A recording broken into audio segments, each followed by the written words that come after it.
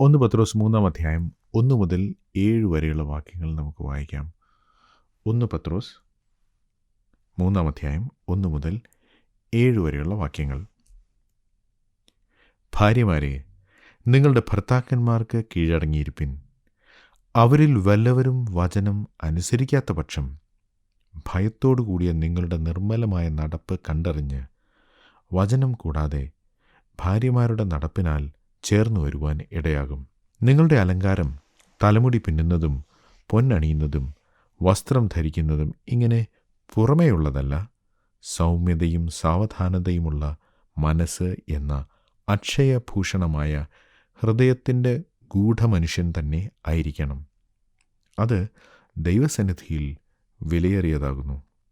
ഇങ്ങനെയല്ലോ പണ്ട് ദൈവത്തിൽ പ്രത്യാശ വച്ചിരുന്ന വിശുദ്ധ സ്ത്രീകൾ തങ്ങളെ തന്നെ അലങ്കരിച്ച് ഭർത്താക്കന്മാർക്ക് കീഴടങ്ങിയിരുന്നത്. അങ്ങനെ സാറ അബ്രഹാമിനെ യജമാനൻ എന്ന് വിളിച്ച് അനുസരിച്ചിരുന്നു. നന്മ ചെയ്ത് യാതൊരു ഭീഷണിയും പേടിക്കാതിരുന്നതിനാൽ നിങ്ങൾ അവരുടെ മക്കളായിത്തീർന്നു. അങ്ങനെ തന്നെ ഭർത്താക്കന്മാരെ, നിങ്ങളുടെ പ്രാർത്ഥനയ്ക്ക് മുടക്കം വരാതിരിക്കേണ്ടതിന് വിവേകത്തോടെ ഭാര്യമാരോടുകൂടെ വസിച്ച് സ്ത്രീജനം ബലഹീനപാത്രമെന്നും അവർ ജീവൻ്റെ കൃപയ്ക്ക് കൂട്ടവകാശികളെന്നും ഓർത്ത് അവർക്ക് ബഹുമാനം കൊടുപ്പിൻ. പുതിയ നിയമത്തിലെ ലേഖനങ്ങൾ വായിക്കുമ്പോൾ നാം മനസ്സിൽ കരുതേണ്ട ഒരു പ്രത്യേക കാര്യം, ഈ ലേഖനങ്ങളൊക്കെയും എഴുത്തുകളായിരുന്നു. എഴുത്തുകൾക്ക് ലേഖനങ്ങളായുള്ള വേർതിരിവില്ല. പലപ്പോഴും ഖണ്ഡികകളായി പോലും തിരിക്കാറില്ല. അതുകൊണ്ട് ഇന്ന് നാം ബൈബിളിൽ കാണുന്ന അധ്യായങ്ങൾ, വാക്യങ്ങൾ, ചില സ്റ്റഡി ബൈബിളിൽ കാണുന്ന ടൈറ്റിലുകൾ, പാരഗ്രാഫുകൾ തിരിച്ചുള്ള എഴുത്തുകൾ, ഇതൊക്കെയും പത്രോസ് എഴുതിയപ്പോൾ ആ കത്തിലുണ്ടായിരുന്നില്ല. പിന്നീട് ഈ ഗ്രന്ഥങ്ങളിലെ വാചകങ്ങൾ ആളുകൾ മറ്റ് എഴുത്തുകളിലും പ്രസംഗങ്ങളിലും ഉദ്ധരിക്കുമ്പോൾ സൗകര്യത്തിനു വേണ്ടി ആരോ ചെയ്തതാണ് ഈ അധ്യായങ്ങളും വാക്യങ്ങളും. ഇതിന് ഒരു അപവാദമുണ്ട്.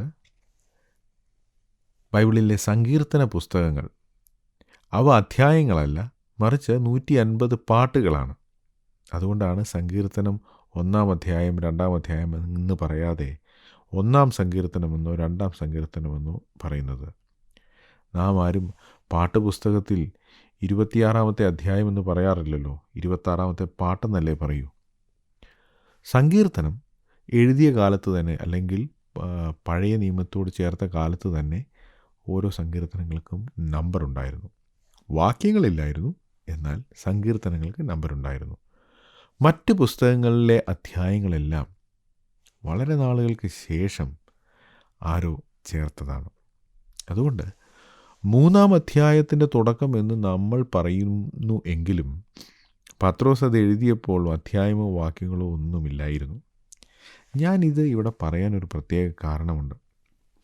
3-ാം അധ്യായത്തിൻ്റെ തുടക്കം ഭാര്യമാരെ, നിങ്ങളുടെ ഭർത്താക്കന്മാർക്ക് കീഴടങ്ങിയിരിപ്പിൻ എന്ന് പറഞ്ഞുകൊണ്ടാണ്. ഇത് വായിക്കുമ്പോൾ നമുക്ക് തോന്നും 3-ാം അധ്യായത്തിൻ്റെ തുടക്കം ഒരു പുതിയ ഖണ്ഡികയാണ്. അവിടെ ഭാര്യമാർക്കുള്ള നിർദ്ദേശങ്ങളാണ് പത്രോസ് അപ്പോസ്തലൻ നൽകുന്നത്.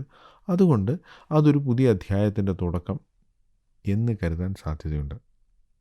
വാസ്തവത്തിൽ അങ്ങനെയല്ല. 3-ാം അധ്യായത്തിൻ്റെ 1-ാം വാക്യം പത്രോസ് അപ്പോസ്തലൻ പറയുന്നത് ഭാര്യമാരെ ഔവണ്ണം നിങ്ങളുടെ ഭർത്താക്കന്മാർക്ക് കീഴടങ്ങിയിരിപ്പിൻ എന്നാണ്. ഇംഗ്ലീഷ് ബൈബിൾ വായിച്ചാൽ അത് മനസ്സിലാവും. ഇൻ ദ സെയിം വേ എന്ന് വച്ചാൽ 2-ാം അധ്യായത്തിൻ്റെ അവസാന ഭാഗത്ത് പറയുന്ന കാര്യങ്ങളുമായി 3-ാം അധ്യായത്തിൻ്റെ ആദ്യം പറയുന്ന കാര്യത്തിന് ബന്ധമുണ്ട്. 2-ാം അധ്യായത്തിൻ്റെ അവസാനം നാം കണ്ടു, വേലക്കാർ യജമാനന്മാർക്ക് എങ്ങനെ കീഴടങ്ങിയിരിക്കണം.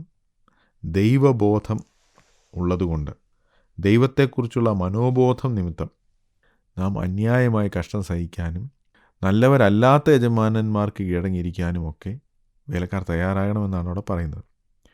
ഔവണ്ണം തന്നെ ഭാര്യമാരെ, നിങ്ങളുടെ ഭർത്താക്കന്മാർക്ക് കീഴടങ്ങിയിരിപ്പിൻ. ഞാനിത് പറയുമ്പോൾ 21-ാം നൂറ്റാണ്ടിലാണ് നാം ജീവിക്കുന്നത്. സ്ത്രീ സമത്വത്തെക്കുറിച്ചും സ്ത്രീ ശാക്തീകരണത്തെക്കുറിച്ചും ഒക്കെ നാം സംസാരിക്കുന്നുണ്ട്. എങ്കിലും നമ്മുടെ നാട്ടിൽ ഇന്നും സ്ത്രീകളെ രണ്ടാം കിടക്കാരായി കാണുന്ന അനേക ആളുകളുണ്ട്. കുടുംബത്തിൽ അവരെ മർദ്ദിക്കുന്നവരുണ്ട്. ഡൊമസ്റ്റിക് വയലൻസ്, സ്ത്രീ പീഡനം, അതേക്കുറിച്ചൊക്കെ നാം ധാരാളം കേൾക്കാറുണ്ട്. ഭാര്യമാരെ മാത്രമല്ല മറ്റുള്ളവരെയും ഉപദ്രവിക്കുന്ന ആളുകളാണ് ഇന്ന് സമൂഹത്തിൽ നാം കാണുന്നത്. എന്നാൽ ഭാര്യമാരെന്ന നിലയിൽ ഭാര്യയെ ഉപദ്രവിക്കുന്ന ഭർത്താക്കന്മാരുണ്ട്. ഡൊമസ്റ്റിക് വയലൻസ്, ഗാർഹിക പീഡനം ഒരു യാഥാർത്ഥ്യമാണ്. അതില്ലെന്ന് പറഞ്ഞ് കണ്ണടച്ചിട്ട് കാര്യമില്ല. ഇങ്ങനെ പീഡനം അനുഭവിക്കുന്ന ആളുകൾ അന്ന് കാലത്തും ഉണ്ടായിരുന്നു. അവരെക്കുറിച്ചും കൂടിയാണ് പത്രോസ് പറയുന്നത്, നിങ്ങൾ ഭർത്താക്കന്മാർക്ക് കീഴടങ്ങിയിരിപ്പിനെന്ന്. ഭർത്താവ് നല്ലവനാണെങ്കിൽ അവന് കീഴടങ്ങിയിരിക്കുക, അത് എളുപ്പമാണ്. പക്ഷേ അതല്ല ഇവിടെ വിവക്ഷിക്കുന്നത്. യജമാനൻ നല്ലവനാണെങ്കിൽ യജമാനന് കീഴടങ്ങിയിരിക്കാം. യജമാനൻ നല്ലവനല്ലെങ്കിലോ നല്ലവരല്ലാത്ത യജമാനന്മാർക്കും കീഴടങ്ങിയിരിക്കണം എന്നാണ് പത്രോസ് ഇതിനു മുമ്പ് പറഞ്ഞത്.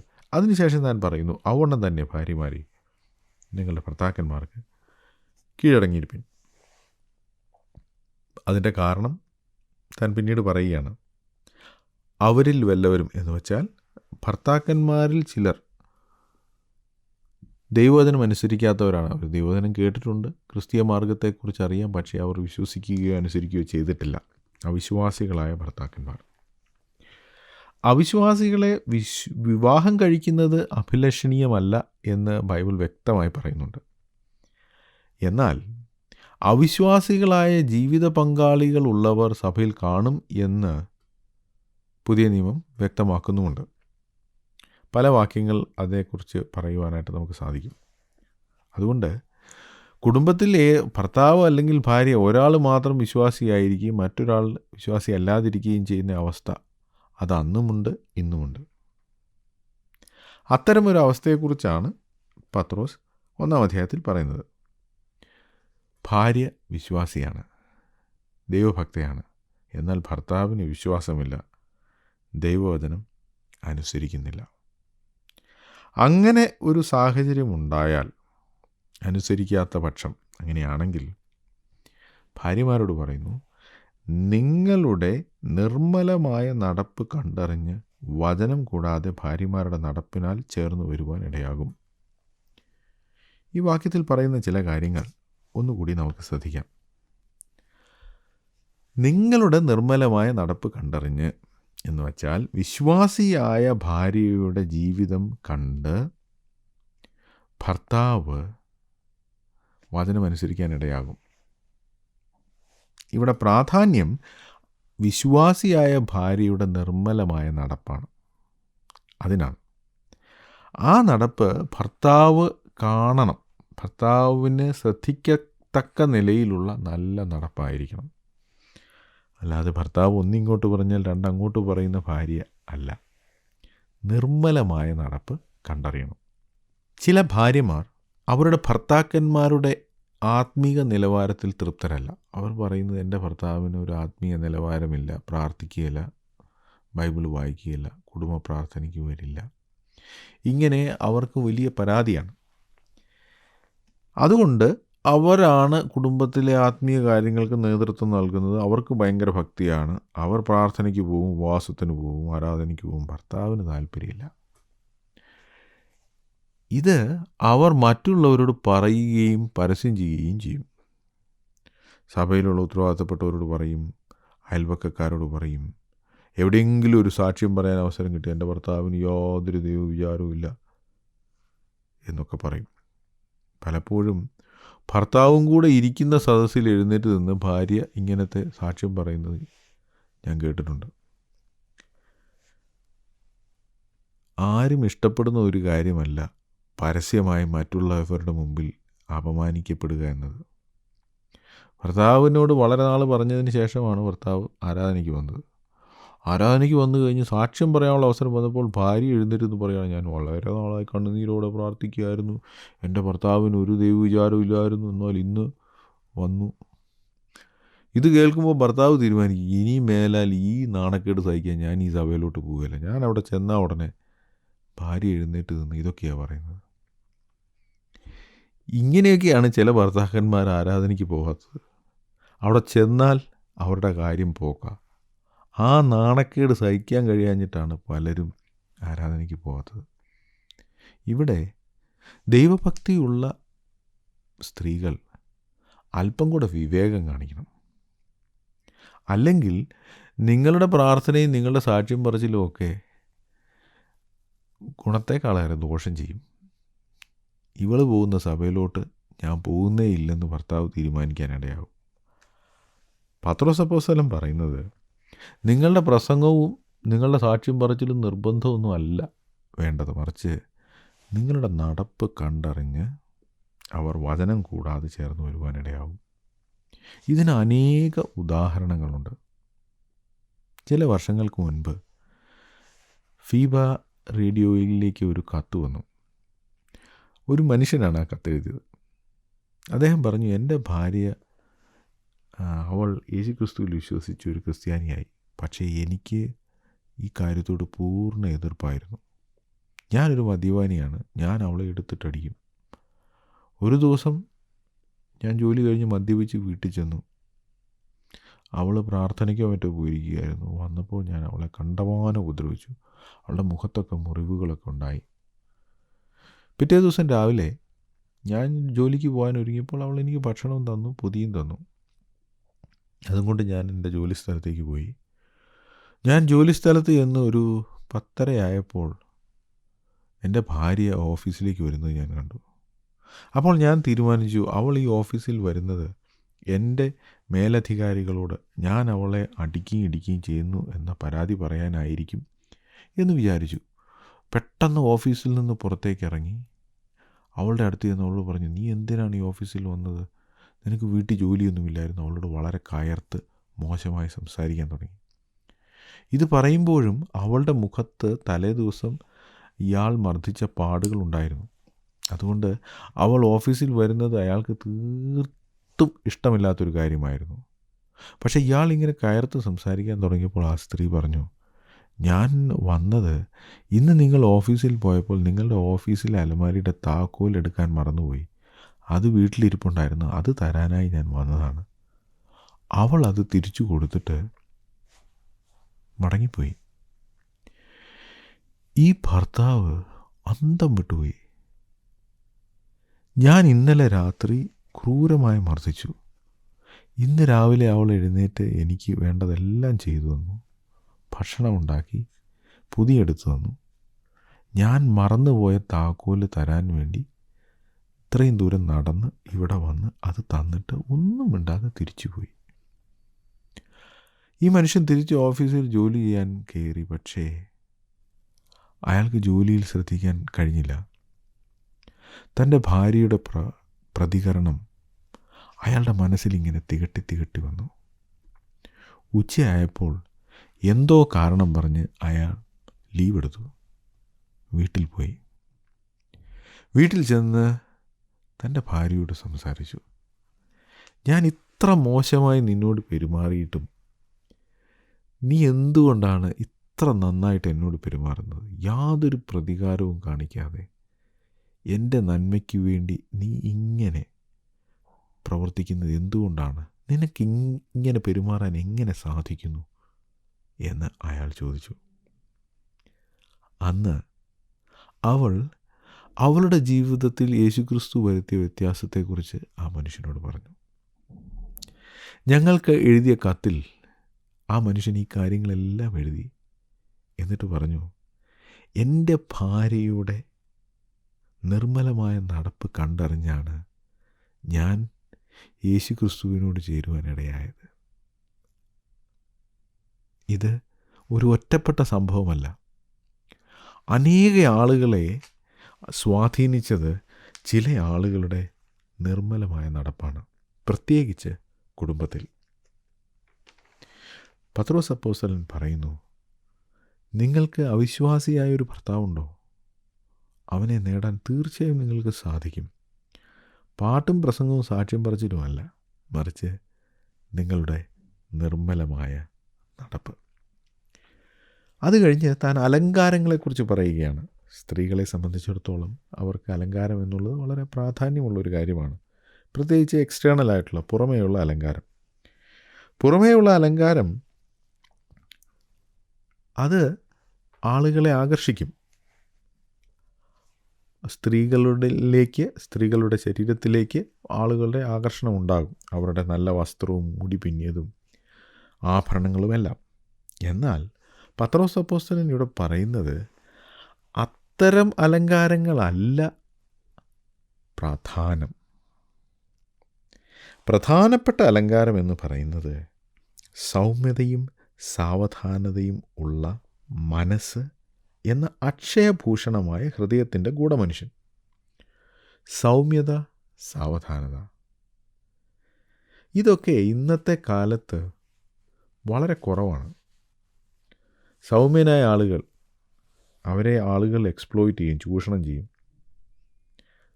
ഇതാണ് സാധാരണ ആളുകൾ പറയുന്നത്. എന്നാൽ സൗമ്യതയും സാവധാനതയുമുള്ള മനസ്സ് അത് അക്ഷയഭൂഷണമായ ഹൃദയത്തിൻ്റെ ഗൂഢമനുഷ്യൻ.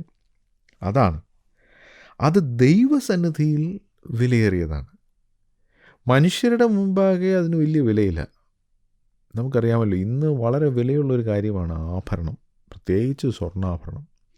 മനുഷ്യൻ്റെ മുമ്പിൽ അതിന് വലിയ വിലയാണ്. ചില ആളുകൾ അവരുടെ സാമ്പത്തിക നിലയൊക്കെ കാണിക്കുന്നത് അണിയുന്ന ആഭരണങ്ങളുടെ, വസ്ത്രത്തിൻ്റെ ഒക്കെ പകിട്ടുകൊണ്ടും വില കൊണ്ടുമൊക്കെയാണ്. മനുഷ്യൻ്റെ മുമ്പാകെ അതിന് വിലയുണ്ട്. എന്നാൽ ദൈവം പറയുന്നത് നിങ്ങളുടെ ഹൃദയത്തിലുള്ള നിങ്ങളുടെ സൗമ്യത, സാവധാനത, ക്ഷയിച്ചു പോകാത്ത അലങ്കാരം, അക്ഷയഭൂഷണം എന്ന് പറഞ്ഞാൽ അതാണ്. വസ്ത്രവും ആഭരണങ്ങളും മുടിയും ഒക്കെ ക്ഷയിച്ചു പോകും. എന്നാൽ അകമേയുള്ള മനുഷ്യൻ, ഗൂഢമനുഷ്യൻ, അത് അക്ഷയഭൂഷണമാണ്. ദൈവത്തിന് അതിന് വിലയുണ്ട്. ദൈവം നോക്കുമ്പോൾ അതിനാണ് വില, പുറമേയുള്ളതിനല്ല. പുറമേയുള്ള ആഭരണം, വസ്ത്രം, മുടി പിന്നത്, അതിനൊക്കെ അല്പം വിലയുണ്ട്. എന്നാൽ പ്രധാനപ്പെട്ട കാര്യം അകത്തെ ഗൂഢമനുഷ്യൻ, അതാണ്.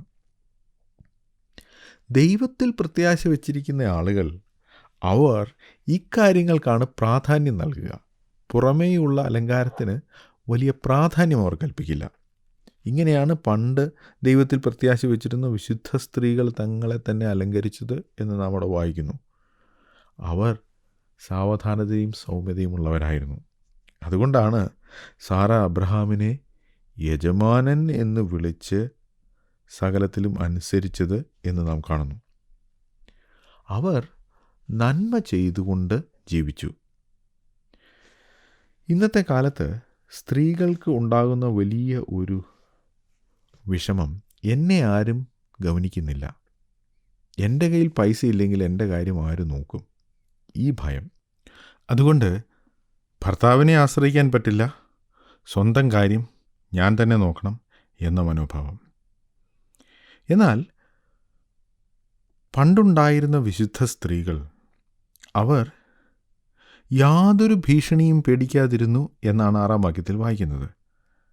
അതുകൊണ്ടാണ് അവർ അവരുടെ ഭർത്താവിന് കീഴടങ്ങിയിരിക്കുവാൻ തയ്യാറായത്. അവർ ദൈവത്തിൽ ആശ്രയിച്ചു. ഭർത്താവിലല്ല ആശ്രയിച്ചത്, ദൈവത്തിൽ ആശ്രയിച്ചു. ഭർത്താവിനെ കീഴടങ്ങിയിരിക്കുന്നത് അവർ ദൈവത്തിൽ ആശ്രയിക്കുകയും ദൈവത്തെ അനുസരിക്കുകയും ചെയ്തുകൊണ്ടാണ്. നന്മ ചെയ്തതുകൊണ്ട് അവർ യാതൊരു ഭീഷണിയും പേടിക്കാതിരുന്നു. ഇതായിരുന്നു അവർ വിശുദ്ധ സ്ത്രീകളായി തീരുവാൻ ഉള്ള കാരണം. അവർ ദൈവത്തെ അനുസരിച്ചു. ദൈവം മുമ്പാകെ അവരെടുത്ത തീരുമാനത്തെ അവർ ആദരിച്ചു. ഇന്ന് പല കുടുംബങ്ങളിലും ഉള്ള പ്രശ്നം, സ്ത്രീകൾ ഭാര്യ ഭർത്താവിന് കീഴടങ്ങിയാതിരിക്കുവാൻ പല കാരണങ്ങൾ കണ്ടെത്തും. ഭർത്താവിൻ്റെ സ്വഭാവം ശരിയല്ല, ഭർത്താവ് നല്ലവനല്ല, ഭർത്താവ് എന്നെ നോക്കുന്നില്ല എന്നൊക്കെയുള്ള പരാതി പറഞ്ഞിട്ട് ഭർത്താവിന് കീഴടങ്ങാതിരിക്കുക. എന്നാൽ ഭർത്താവിന് കീഴടങ്ങിയിരിക്കുക എന്നുള്ളത് ദൈവകൽപ്പനയാണ്. ഭർത്താവിന് കീഴടങ്ങിയിരിക്കുമ്പോൾ അവർ ദൈവത്തെയാണ് അനുസരിക്കുന്നത്. ഭർത്താവ് എങ്ങനെയുള്ളവൻ എന്നതിൻ്റെ അടിസ്ഥാനത്തിലല്ല ദൈവത്തെ അനുസരിക്കേണ്ടത്. അതുകൊണ്ട് നന്മ ചെയ്ത് ദൈവത്തെ അനുസരിച്ച് ജീവിക്കുന്നവർ, അവർ ഒന്നിനെക്കുറിച്ചും ഭയപ്പെടേണ്ട ആവശ്യമില്ല. നാം അങ്ങനെ ജീവിച്ചാൽ, അങ്ങനെ ചെയ്യുന്ന സ്ത്രീകൾ, അവർ സേറയെപ്പോലെയുള്ളവരുടെ മക്കൾ ആയിത്തീരുന്നു എന്ന് പത്രോസ് അപ്പോസ്തലൻ പറയുന്നു. അങ്ങനെ തന്നെ ഭർത്താക്കന്മാർക്കും ചില കൽപ്പനകൾ പത്രോസ് അപ്പോസ്തലൻ കൊടുക്കുകയാണ്. അത് 7-ാം വാക്യത്തിൽ നാം കാണുന്നു. ആ കാര്യം നമുക്ക് അടുത്ത ആഴ്ച ചിന്തിക്കാം. ഞങ്ങളെ വിളിക്കുവാൻ ആഗ്രഹിക്കുന്നുവെങ്കിൽ 0988022257 എന്ന നമ്പർ ഉപയോഗിക്കുക.